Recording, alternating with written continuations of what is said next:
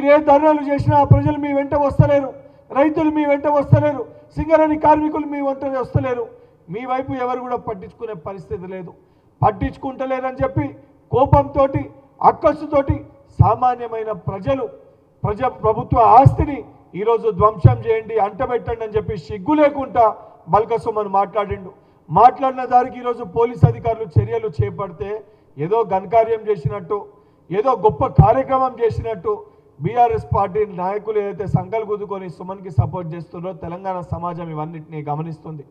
తెలంగాణ సమాజం మీ భాగవతాన్ని మొత్తం చూస్తుంది. ఒకవైపు తెలంగాణ రాష్ట్రంలో అడ్డగోలుగా డ్రగ్ కల్చర్ని ప్రమోట్ చేస్తున్న కేటీఆర్, ఏదైతే మీ నాయకుడిగా ఉన్న పైలట్ రోహిత్ రెడ్డి మీ భాగవతాన్ని ప్రజలు గమనిస్తున్నారు. ఏదైతే తెలంగాణ రాష్ట్రంలో శాంతి భద్రతలకు భంగం కలిగించే విధంగా కౌశిక్ రెడ్డి భాగవతాన్ని కూడా తెలంగాణ రాష్ట్ర ప్రజలు చూశారు. ఈరోజు సుమన్ మాట్లాడిన మాటలు కూడా ప్రజలు ఇవన్నింటినీ గమనిస్తున్నారు.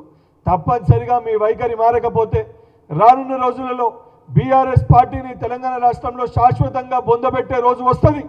తెలంగాణ ప్రజలు తెలంగాణ ఆస్తుల్ని ధ్వంసం చేసి ప్రజల సొమ్ముని ఏదైతే దుర్వినియోగం చేసి ప్రజల్ని ఇబ్బంది పెట్టి ప్రభుత్వ ఆస్తుల్ని ధ్వంసం చేయాలని మాట్లాడే నాయకులకి తగిన గుణపాఠం నేర్పిస్తారు. పోలీస్ శాఖకు కూడా నేను విజ్ఞప్తి చేస్తున్నా, సుమన్ సొంటి వ్యక్తులకి కఠినమైన సెక్షన్లు పెట్టి వాళ్ళపైన ఏదైతే పీడీ యాక్ట్ని పెట్టి ఇటువంటి మాటలు మాట్లాడితే తెలంగాణ రాష్ట్రంలో ప్రభుత్వం ఊరుకోదు, పోలీస్ శాఖ కూడా ఉపేక్షించదు అని సుమన్ కేసు ఒక ఎగ్జాంపుల్ లెక్క రేపొద్దున ఎవడన్నా ఈ రకంగా మాట్లాడాలంటే ఒంట్లో భయం పడే విధంగా, భయపడే విధంగా, భయం వచ్చే విధంగా పోలీస్ శాఖ చర్యలు చేపట్టాలని చెప్పి మీడియా ద్వారా విజ్ఞప్తి చేస్తున్నాను.